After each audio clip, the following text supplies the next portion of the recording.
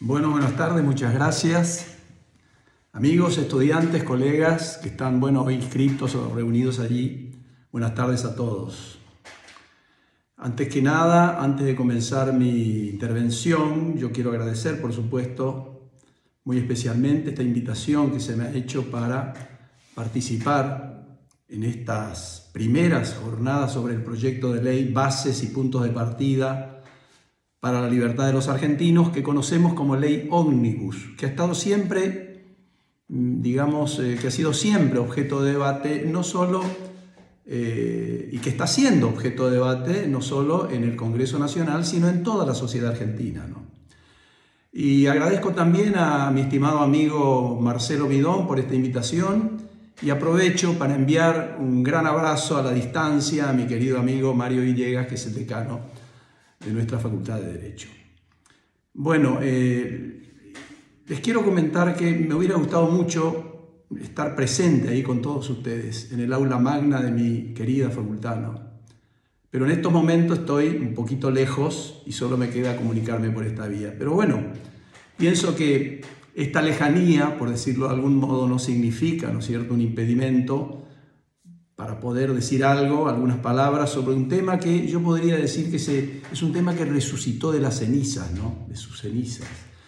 Porque es un tema que se volvió a poner volvió este tema a poner en la mesa de debate. Es un viejo tema, pero no por viejo menos actual, ¿no?, que es, me parece a mí, no el problema de la protesta social o de las manifestaciones populares, que la mayoría de las veces ponen en crisis los derechos fundamentales de los ciudadanos que no participan en esas masivas reuniones de personas, sino la intención del nuevo gobierno en Argentina al pretender algo que a mí siempre me ha parecido lógico y razonable y exigible a todos los ciudadanos, y que creo que todos ustedes supongo que pensarán lo mismo, que es que se pretenda en un Estado constitucional de derecho el cumplimiento y aplicación de la ley. En este caso, el cumplimiento y aplicación de la ley penal. Y esto es así, me parece, porque hemos pasado toda una vida enseñando en la Facultad de Derecho que a un infractor de la ley penal, el que comete el delito, que lo estudiamos como autor, coautor, cómplice, instigador, etc., y que por tal motivo, por haber cometido un delito, le corresponde una pena. Por lo tanto, yo creo que no hay nada de qué sorprenderse de que a todo autor de un delito le corresponda una sanción. Como me parece que para cualquier gobierno e inclusive para cualquier ciudadano sea tema prioritario de agenda el cumplimiento de la ley. Y estoy haciendo referencia en este tema que me ha tocado intervenir a uno de los delitos previstos en el Código Penal, de los tantos que hay en esta misma situación que yo llamo de eterno letargo, digamos, que no recuerdo que se haya aplicado esta figura en las miles de manifestaciones públicas que se han venido sucediendo en los últimos años en nuestro país. Aunque hay que ser justo con la crítica o con el razonamiento de que hay algunos fallos de tribunales de justicia en los que se ha discutido la aplicación de esta normativa, que es el delito previsto en el artículo 194 del Código Penal, que actualmente, rige como una figura básica sin ningún tipo de agravantes, y que es la figura a la que voy a dedicar estos minutos que tengo. Y que en la Facultad de Derecho estudiamos esta figura con la denominación técnica de entorpecimiento de los medios de transporte y de servicios públicos, pero que en el lenguaje coloquial y en los medios de comunicación se conoce, yo creo que exageradamente, o más bien erróneamente, como penalización del piquete.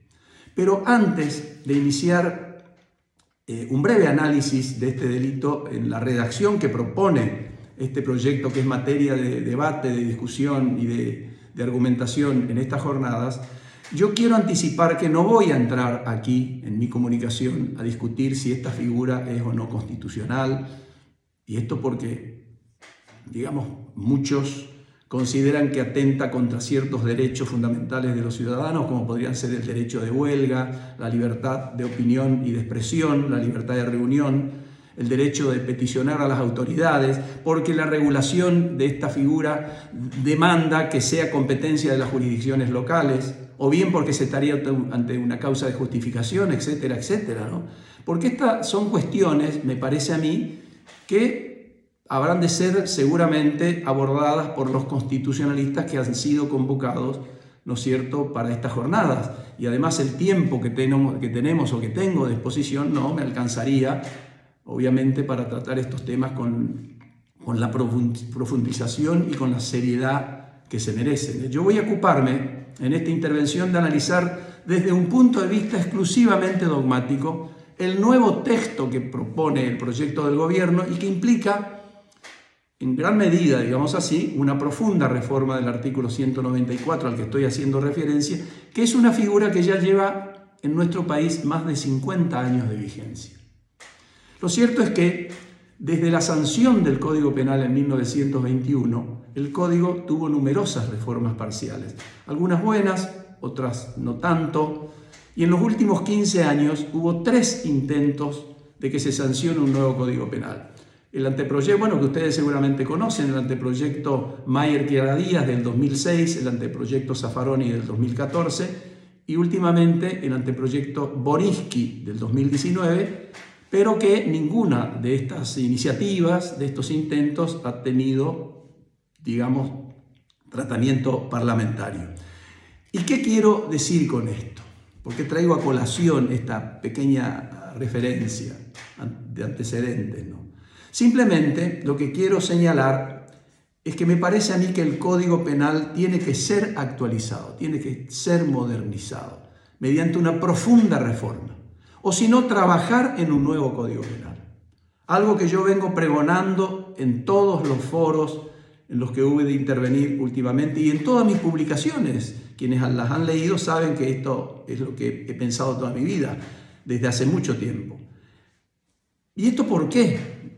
Digámoslo así muy rápidamente, abuelo de pájaro, ¿no? Y esto porque existen figuras en el Código Penal que aún mantienen vigencia, como por ejemplo, las figuras relativas al duelo en la Argentina, un duelo, a la excusa absolutoria, por ejemplo, del artículo 185 dentro de los delitos patrimoniales, o el delito, fíjense ustedes, todavía en vigencia de arrojar piedras a un tranvía en marcha, que está previsto este delito en el artículo 193, que sabemos que hay piedras en la Argentina, pero ya no hay más tranvías en el país. Sin embargo, siguen en vigencia. Y esto por mencionar solo algunos ejemplos, ¿no? Que yo creo que todas estas figuras tienen que ser reformadas o directamente derogadas. Y en la vereda contraria, vemos que existen hoy por hoy nuevas manifestaciones del delito, de la criminalidad, por ejemplo, los delitos informáticos, el robo de identidad, ciertas y complejas formas de estafas virtuales o delitos sexuales, como el sexting, por ejemplo, o el stalking, o atti persecutori, como dirían los italianos, por ejemplo, o los delitos ambientales como el ecocidio, entre tantos otros, que son figuras que no están previstas expresamente en el Código Penal vigente y que deberían estar. El problema, como ustedes pueden presumir desde ya, me parece a mí, no reside en si reformamos o no el Código Penal, que yo creo que esto es algo que no admite ninguna discusión, sino qué es lo que debemos reformar, cómo y con qué alcances debemos hacerlo, o si se acomete un nuevo Código Penal. Siempre, en esta tarea, digamos, bajo la mirada, me parece a mí, de que el Código Penal, esto tenemos que tener muy claro, no es una herramienta ni de la política ni para la política, sino que más allá de las definiciones técnicas, ¿no es cierto?, que podamos ensayar en sus definiciones, su conceptualización, se trata en definitiva de un conjunto ordenado de reglas, de principios y de directrices destinadas a ayudar o contribuir a la resolución de los conflictos que aquejan a la sociedad. Esa es una de las funciones del derecho penal, en definitiva. Entonces yo creo que el proyecto, este anteproyecto que movilizó la realización de estas jornadas, es un buen ejemplo de una propuesta de reforma. Obviamente que puede ser aceptado o no, que puede gustar o no, pero yo creo que la reforma es necesaria y que a mi juicio no justifica ningún tipo de demoras. El Código Penal se debe actualizar ya, o bien, ¿no es cierto?, como dije hace un ratito, trabajar en un nuevo Código Penal. Ahora, antes de seguir con mi comunicación, vemos rápidamente, o veamos qué dice este artículo 194 que está en vigencia. Dice: el que sin crear una situación de peligro común, esto presten atención, sin crear una situación de peligro común, impidiere, estorbare o entorpeciere el normal funcionamiento de los transportes por tierra, agua o aire, o los servicios públicos de comunicación, de provisión de agua, de electricidad o de sustancias energéticas, será reprimido con prisión de 3 meses a 2 años.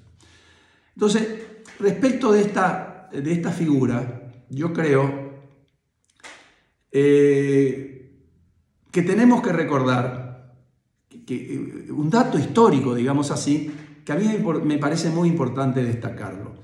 Este artículo 194 que yo acabo de leer tiene su origen en la ley 17567 de 1967, en vigencia desde el año siguiente, 1968, de autoría del profesor Sebastián Soler. Es decir, es un delito, una figura que nació en plena época militar, dato que implica una referencia histórica que nos revela algo que creo yo que se debe subrayar.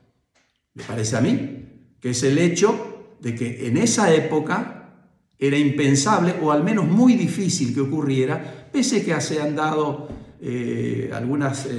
ocurrieron algunas manifestaciones, sobre todo estudiantiles, que digamos que ocurriera una protesta social o una manifestación pública en reclamo de ciertos derechos.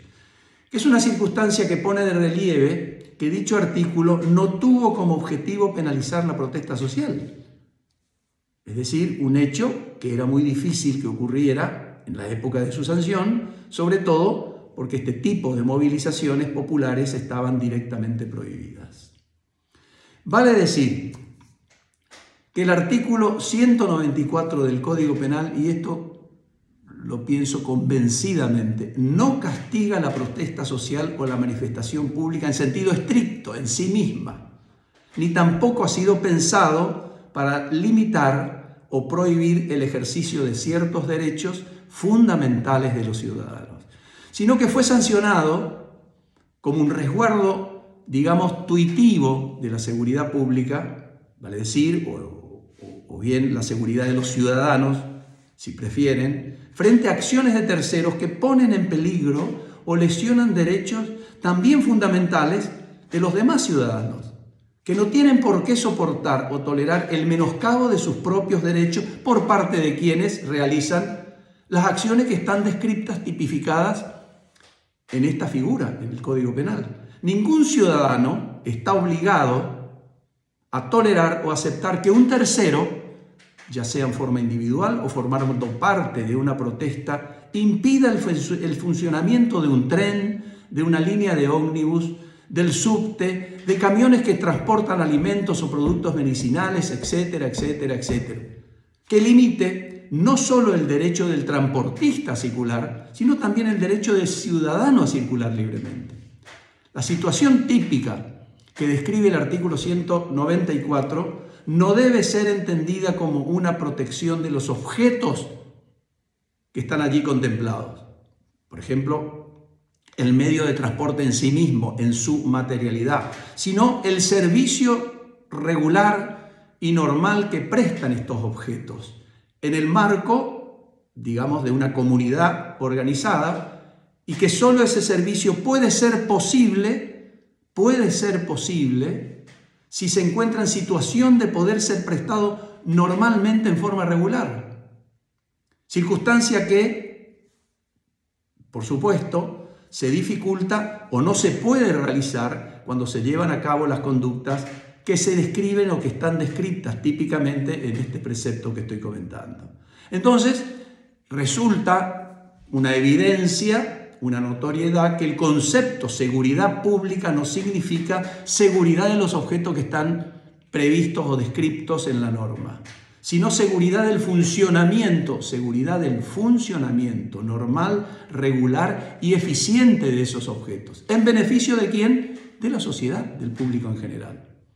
Y aquí yo veo esa estrecha relación que hay entre las conductas prohibidas por la norma penal, por este artículo 194, con el bien jurídico protegido, seguridad pública, que es el bien jurídico que ustedes saben, digamos que está nomenclado en el título 7º del libro 2 del Código Penal, que es el lugar donde se encuentra ubicado este artículo. Si esto no fuera entendido de esta manera, me parece que entonces no tendría ninguna razón que se haya previsto el castigo de estas conductas, es decir, las conductas que se describen en el artículo 194, aun cuando no se cree una situación de peligro común con ellas, con la realización de ellas, para bienes o personas en general. Que esta fórmula implica, a mi juicio, un elemento negativo del tipo penal que pone en evidencia, pone de relieve, que lo que aquí importa no es la seguridad de los bienes y personas en general. Para eso están otras figuras del Código Penal o los códigos contravencionales, sino que, como les dije hace un ratito, los servicios, lo importante son los servicios que prestan estos objetos que están descritos en la norma, es decir, un servicio que se preste en forma regular en beneficio de todos los ciudadanos en general, que son los transportes por tierra, agua y aire, las comunicaciones, etcétera, de electricidad, la provisión de agua, de electricidad, de sustancias energéticas, como están previstos, como acabo de leer este artículo. Esta es una situación que se puede presentar, el delito, tanto en una acción individual, cometida por una sola persona, como por varias que participan en una manifestación pública. Entonces, si en una manifestación pública o en una acción individual de una sola persona se impide o se ponen obstáculos para que estos servicios se presten normalmente, bueno, algo que se deberá analizar y ver en cada caso en particular, bueno, entonces yo creo que se comete el delito del 194. Ahora, si por el contrario, en el marco de una protesta social o de una manifestación popular no se realizan las acciones que prohíbe este artículo, no se entorpece, no se impide la prestación de los servicios públicos o privados que están enumerados allí, entonces no hay nada que castigar. Y estos son ejemplos, los que acabo de dar, a mi juicio, que demuestran que este artículo no castiga la protesta social, sino otro tipo de conductas que atacan un bien jurídico determinado y que pueden o no darse en el marco de una protesta social. A mí me parece que si se hubiera querido perseguir o reprimir la protesta social u otro tipo de movilizaciones o manifestaciones populares, se hubiera escrito un tipo penal con una diferente redacción. Por ejemplo, se hubiera escrito de esta manera: será penado con tantos meses o años de prisión al que participare, formare parte, integrare, etc., una reunión pública, una manifestación popular, una protesta social de 3 o más personas, etcétera, etcétera. ¿Qué implicaría, si esto se castigara, la tipificación del ejercicio normal de la libertad de las personas? Pero esto no dice el artículo 194. El artículo 194 que les leí hace un rato dice otra cosa, como dicen muchos otros delitos en el Código Penal, que comienza inclusive con el pronombre el que, sin crear una situación de peligro común, entre comillas, presten atención a esto, circunstancia que me parece a mí revela que se trata de un delito común de titularidad indiferenciada que puede cometerse por una sola persona, como les decía, o por varias. Pensemos, por ejemplo, en 1, 2 o 3 personas que se posicionan o se reúnen en algún lugar a protestar por ciertas medidas tomadas por el gobierno de turno, el que fuera, mostrando carteles alusivos, sin que digamos, algún servicio público o privado de estos enumerados en el 194 sea interrumpido.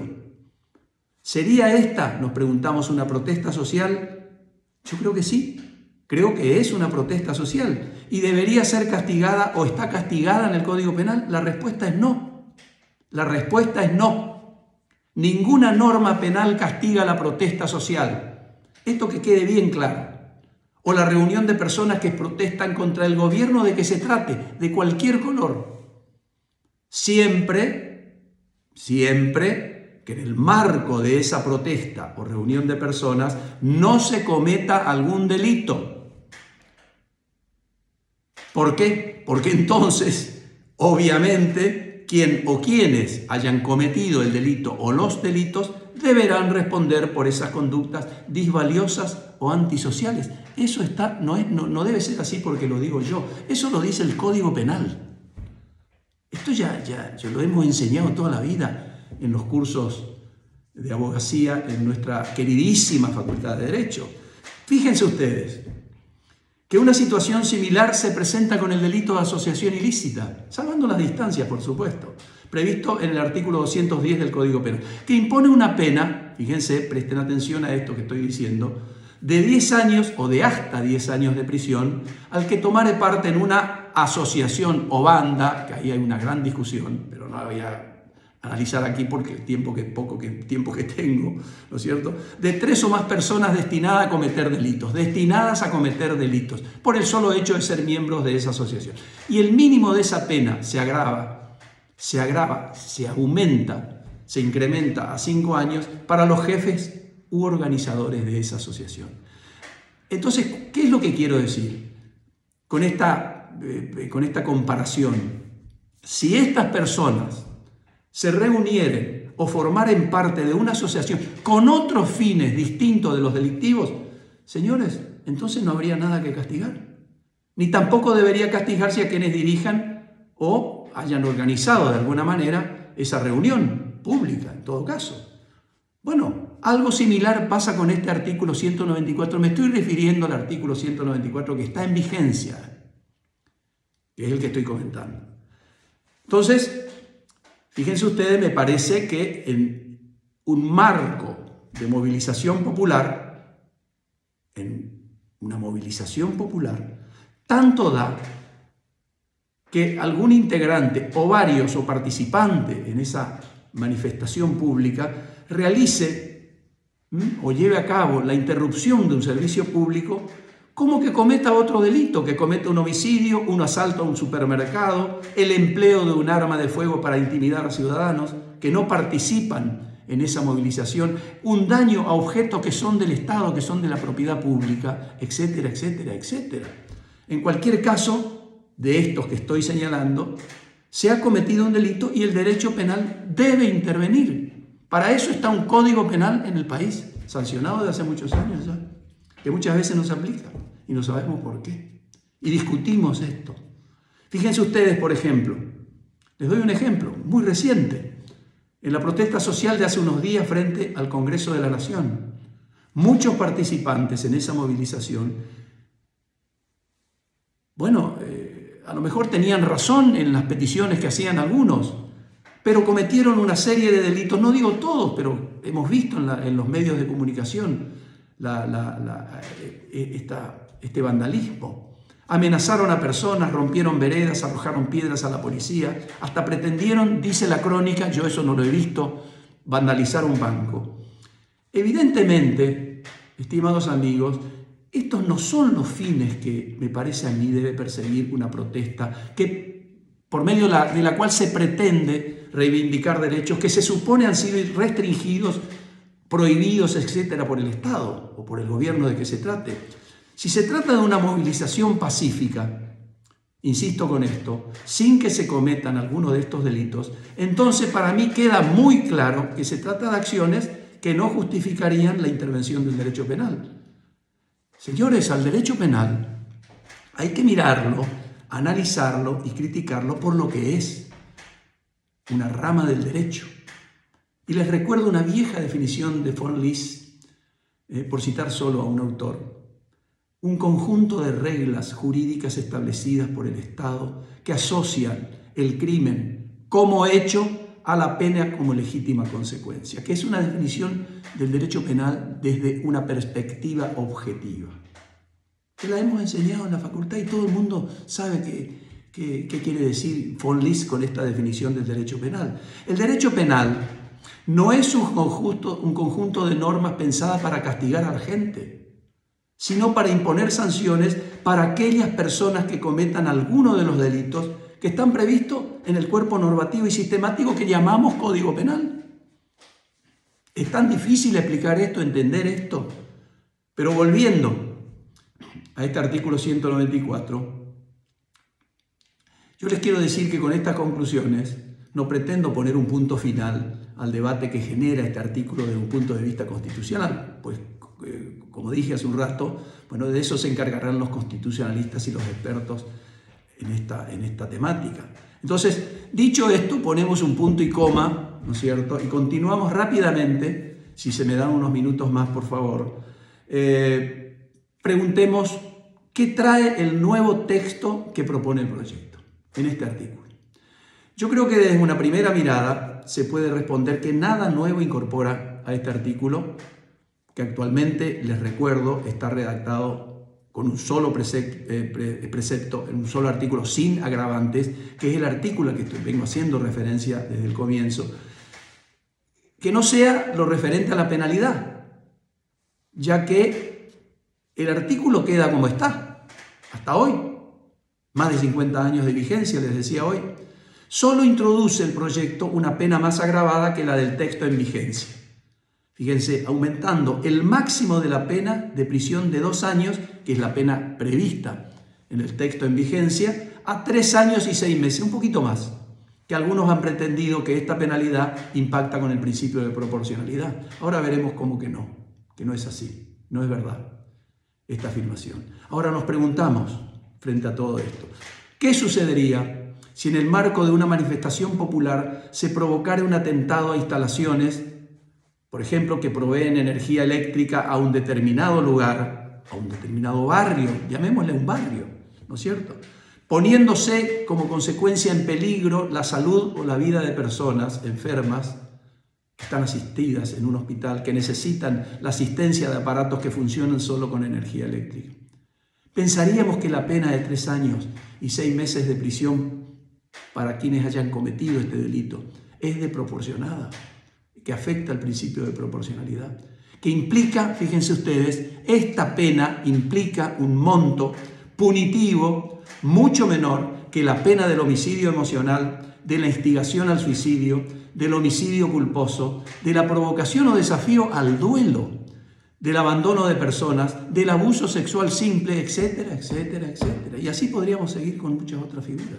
Por lo tanto, respecto de los aspectos técnicos de este artículo, creo yo, poco y nada hay que agregar de todo lo que yo ya escribí sobre esta temática en todos estos años, para los estudiantes de Derecho y para también los colegas que litigan en el fuero penal, ¿no es cierto? Ahora, yo veo también, seguramente ustedes al analizar este proyecto habrán visto lo mismo, que este proyecto no se queda en esta sola reforma, en el monto de la pena, no se queda en la superficie del problema, sino que va hacia sus profundidades, va mucho más allá, avanza mucho más en el castigo de otras situaciones que siempre fueron y son motivo de discusión en los últimos años, especialmente desde diversas organizaciones sociales, gremiales y políticas, de las muchas que tenemos en el país.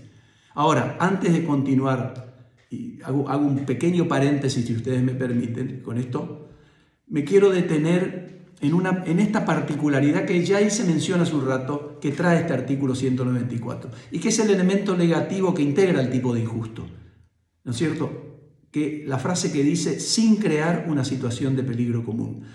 Como se puede apreciar con la simple lectura de este artículo, las conductas allí previstas se castigan aun cuando no se cree una situación de peligro común, que es una situación de riesgo para bienes y personas en general. Es una circunstancia, creo yo, que pone de relieve que el bien jurídico protegido en este título, el título séptimo, la seguridad pública, igualmente corre peligro de menoscabo con la sola realización de estas acciones que están previstas en el tipo penal, aun sin que el autor o los autores se hayan propuesto crear una situación de peligro común para bienes o personas en general. Este es el motivo por el cual se castigan estas acciones, tanto si se llevan a cabo digamos, en forma individual o en forma colectiva o en manifestaciones populares, cualquiera sea el número de participantes o de personas que intervengan en estas manifestaciones públicas. Por ello, creo que es un acierto del proyecto cuando en las circunstancias agravantes que propone, que son agravantes, repito y recuerdo esto, que no están previstas en el artículo en vigencia, por un lado, no hace referencia a este elemento negativo, a la creación o no de un peligro común, y por otro lado, aumenta la pena cuando estas conductas se cometen con armas o cuando se causa un daño a la integridad física de las personas. También me parece un acierto del proyecto el castigo agravado, el aumento de la penalidad para los que dirijan, organicen, coordinen, etcétera, etcétera, como dice el segundo párrafo de este artículo. Ahora, indudablemente que esta agravante que acabo de mencionar, que se relaciona muy estrechamente con el artículo 194 bis, que también escribe el proyecto, que el proyecto propone, digamos, puede ser indudablemente discutible desde que da toda la impresión de que se castiga la mera organización, dirección o coordinación de una movilización popular, sin ninguna finalidad delictiva, circunstancia que indudablemente impediría toda responsabilidad penal de quienes han organizado o dirigido la manifestación pública. Ahora, indudablemente también, creo yo, se podría interpretar esta agravante con otra mirada. Por ejemplo, que lo que se reprime es a los directores, organizadores o coordinadores que han puesto en marcha o en acción, digamos así, una movilización popular para poner obstáculos a la prestación de los servicios que describe la figura básica. Pero esta lectura, tenemos que reconocer, no sería más que una interpretación más, otra más, de esta normativa.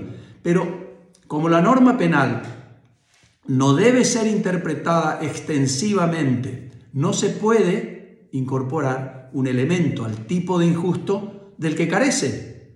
Por lo que se debe convenir, tenemos que convenir en que presenta indudablemente un defecto técnico en el tipo de injusto, que es la ausencia del tipo subjetivo, que debe ser subsanado. Debe ser subsanado, pero no con la interpretación, sino con la reforma. Fíjense ustedes que distinta es la situación regulada en la otra siguiente agravante que propone este proyecto para este artículo 194. Dice, le corresponderá pena de hasta 6 años de prisión a quienes mediante intimidación, simulando autoridad pública o falsa orden de autoridad, bajo promesa de remuneración o bajo amenaza de quita o de asignación de un beneficio, plan, subsidio, etcétera, etcétera, obliguen a otro a asistir, permanecer o alejarse de una movilización o protesta. Y aquí vemos la concurrencia de dos elementos que justifican la intervención penal: los medios empleados para cometer el delito y la acción punible, consistente en obligar a otra persona a hacer, no hacer o tolerar algo a lo que no está obligado o algo contra su voluntad. Se trata indudablemente, tiene un parentesco muy cercano con la modalidad específica de coacción como la que se regula en el artículo 149 bis. Esto no hay ninguna duda.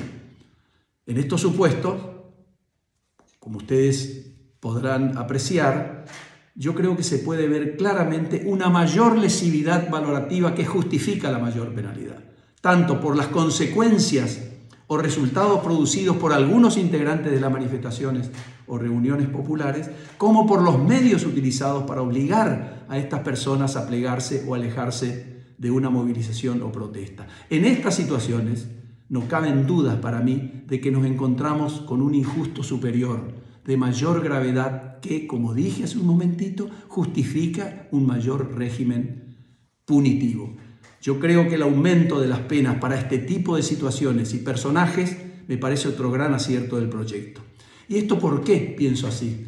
Porque está a la vista, queridos amigos, la explotación y abuso de que son objeto amplios sectores marginados de argentinos, sectores vulnerables que sufren la pobreza, la marginación, la violencia y que son usados por estos personajes, que la mayoría de las veces son los organizadores de estas protestas, que manejan y coordinan estas acciones de sus cómodos escritorios, digamos así, y sin padecer las carencias que padecen sus víctimas.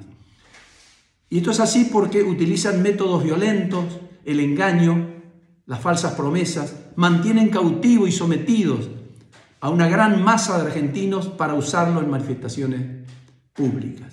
Conductas que, me parece a mí, son más aún rechazables cuando las víctimas son personas menores de edad o con capacidades diferentes. Es verdad que hasta podría discutirse de todo lo que se va a discutir seguramente con estas propuestas del proyecto, la ubicación de estos delitos en el título séptimo del Código Penal.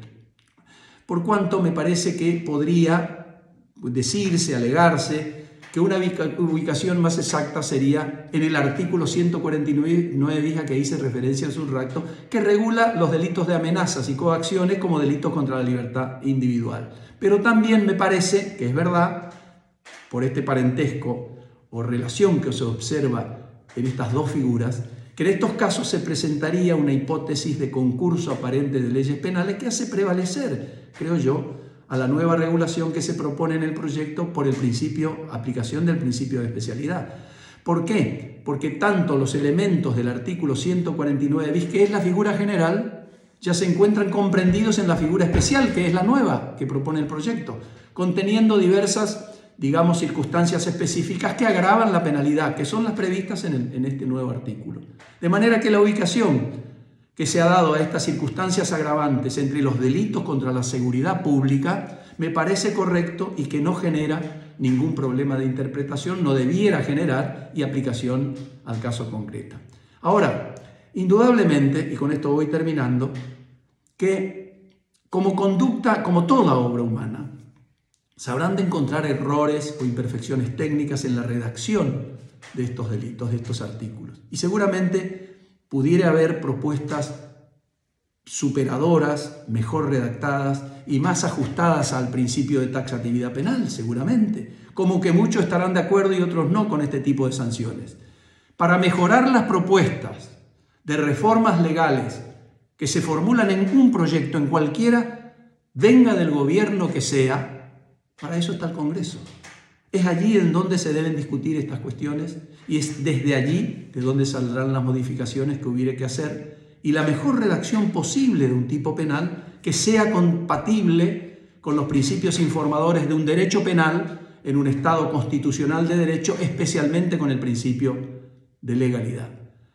En síntesis, debemos reconocer que los ciudadanos tienen derecho a reclamar a las autoridades por sus derechos, que no se vean restringidos por una propuesta de ley. Eso es verdad, pero tenemos que recordar, señores, que el derecho penal no se ocupa de las quejas o protestas de la gente, sino de que esa gente no cometa delitos. Ni ha sido pensado el derecho penal para educar a los ciudadanos, ni para hacer mejores a los hombres, a los seres humanos, ni para imponer reglas de conducta. Para ello están otras opciones disponibles. El derecho penal, siempre lo he dicho en todas mis intervenciones que he tenido, solo puede ser una buena compañía para las diferentes opciones. Por eso es ultima ratio, el último recurso con que cuenta el Estado para solucionar los conflictos sociales. Pero también es verdad, me parece que sin políticas públicas serias y eficaces, el derecho penal muy poco puede hacer. Creo que la propuesta que formula este proyecto en esta parte del Código Penal y más allá de las imperfecciones técnicas que pudieran haber, que ya hice mención hace un rato, creo que es un acierto que hay que ponderar positivamente. Mis queridos amigos, muchas gracias. Les mando un gran abrazo a la distancia a todos y hasta un próximo encuentro.